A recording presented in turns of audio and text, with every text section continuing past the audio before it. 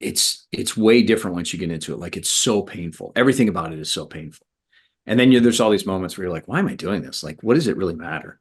Like, I'm 50 years old. I'm not going to win the thing. Like, that's not even anywhere remotely near a goal. Like, the dude who's going to win is going to run this thing in about the same time it takes me to run a marathon, right? He's going to do 50 miles in the time it takes me to do 26. Like, that's going to be the result. And that is exactly what happened. But Miss Miller, who you know, Robin Gerber, who you may remember, she was the assistant athletic trainer, maybe your freshman year, maybe your freshman year. And then Meredith Salmon, who taught biology up until a couple of years ago. So Gerber now works at an orthopedic office. Salmon is an FBI agent. So Gerber and Miller go down. Salmon comes over from DC, and they are my crew. So as I'm dying, and we had set up like, at this point, you're going to meet me. And at this point, about halfway, I'm going to change shoes. I'm going to change socks. I'm going to change my shirt and change my hat. Like, I'm going to essentially have a fresh kit on. And then in my mind, I was thinking, and then at that moment, I'll decide, like, I'm either going to finish this thing or I'm not. And as I'm coming into it, and I know they're going to be up ahead, I'm like, well, I'm still on my pace, but I can tell that I'm losing it, right? Like, I'm not going to be able, I'm going to have to run faster now than I did in the first hour. And I'm just like, I can feel it. I can feel it. I just don't know, like, am I going to make it?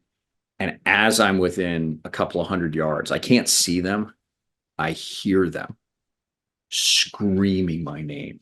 All I can hear is Meredith Salmon and Miss Miller screaming my name. And it was everything. I was like, oh my God, this is amazing. So we change, I eat, they rehydrate me, they refill my hydration pack. And it was like, I had just as much energy now as I had when I first started. So I'm like, oh, all right, let's go.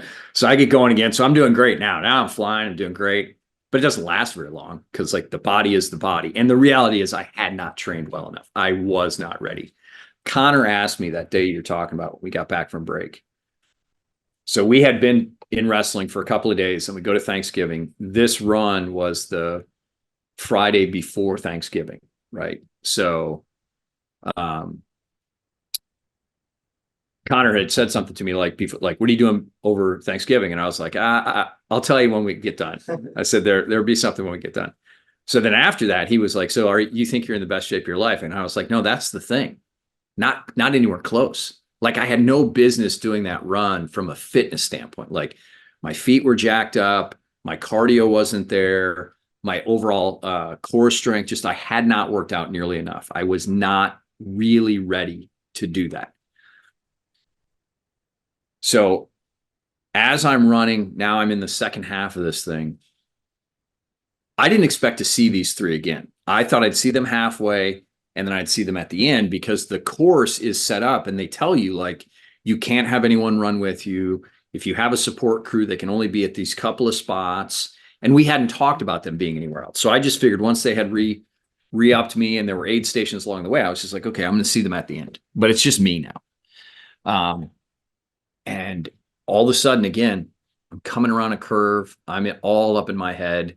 Like, I'm done. There's no way I'm going to make this. I'm fading fast. And out of nowhere, I just hear them again. And I'm like, are you kidding me? Oh my God, this is amazing. So I manage, right? Here I go. Well, then the end of it finishes in town. And as you come into town, if you've never experienced a marathon or a half marathon before, it is still crazy to me, the number of people that come out along the route and then at the finish. Like, the finish line is insane. And the thing that gets me is that there's way more people at the finish line cheering people on than there are for the number of runners that are there, right? Like, sure, 3 people were out there cheering for me, But even if there were 3 people for everybody that was in this race, given the fact that some of these people had finished literally 4 hours before I had, there's no way that all of these people are directly connected with somebody running the race. So there are people that are out here, like at the Philly Half Marathon and the New Jersey Marathon and all these different places. It's not the Boston Marathon. It's not the New York City Marathon. It's just some like thing in the middle of nowhere, Maryland. And it is 5 deep on either side. I'm like, what? It is crazy loud. So then like the last, I don't know what it is. Let's say it's the last, it's not a quarter of a mile. It's less than that. But you come down the main street and then you make a right in front of a middle school, and that's where it ends. And I can hear the crowd like just getting all jacked up. And so then I do a full-on sprint, like everything I've got left in the tank. So then when I finish, I've missed my goal. I didn't make the 10 hours. I was just over. I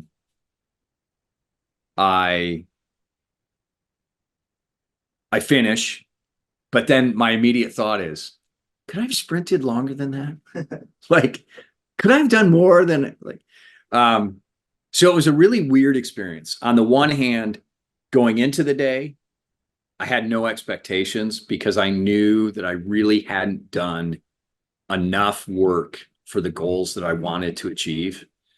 But I also knew that I had nothing to lose. Like, so what? Who cares? Like, if I finish, I finish. If I don't finish, I guess maybe I'll try it again. That was my second thought when I got across the finish line. I'm never doing this again. Like, this is ridiculous. So yeah, it's a weird, like, in many ways, it kind of sums up who I am.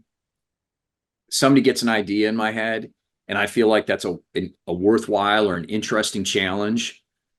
I'll go for it, even when there are moments where I realize that whatever the ultimate goal is, there's no chance I'm going to hit that, but I can still have some other goal. And so it's like this bargaining that I do with myself all the time of like, okay, well, you can't get all the things done today that you want to do, but are there 3 things that you can get done today, right? Like, so I had a list, right, of make it up the mountain and down the mountain was the number one thing on my list. Make it up the mountain and down the mountain. Finish in 10 hours. Don't walk through the finish line, right? Like I had a whole bunch of them. And I knew about 3/4 of the way into the race, I knew that the 10 hours, that goal was not going to happen. It was going to be close, but I would have to all of a sudden be running like 9-minute miles. And I hadn't run a 9-minute mile since like mile 3, right? Like there's no way I was going to start all of a sudden coming up. My legs were just burning and the pain was unbelievable.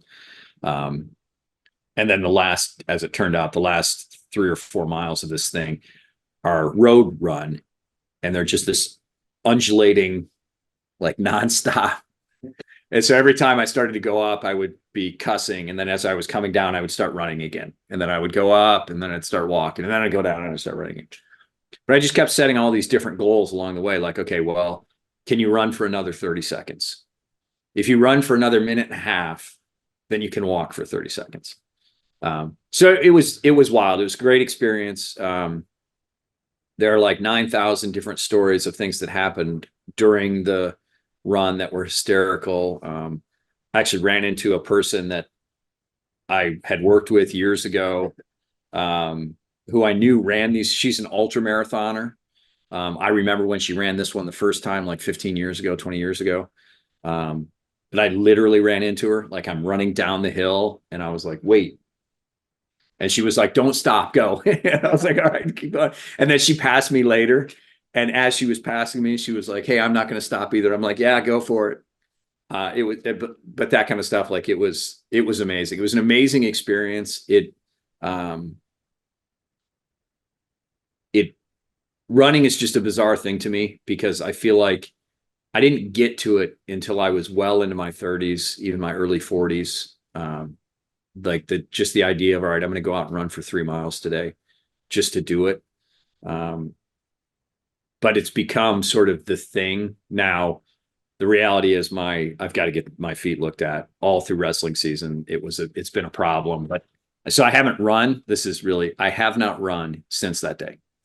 I got done with that day, not intentionally, but the one or two times I really tried to go out and do something, I could tell that my heels are there's a fatty tissue issue that I've got to have dealt with. But so, yeah. If you enjoyed that episode with Ryan Bennett, then you're going to love the full 2.5 hour length podcast that I recorded with him. It's going to release this Sunday at noon, so make sure you click here so you're the first one to see it, and don't forget to like and subscribe for more.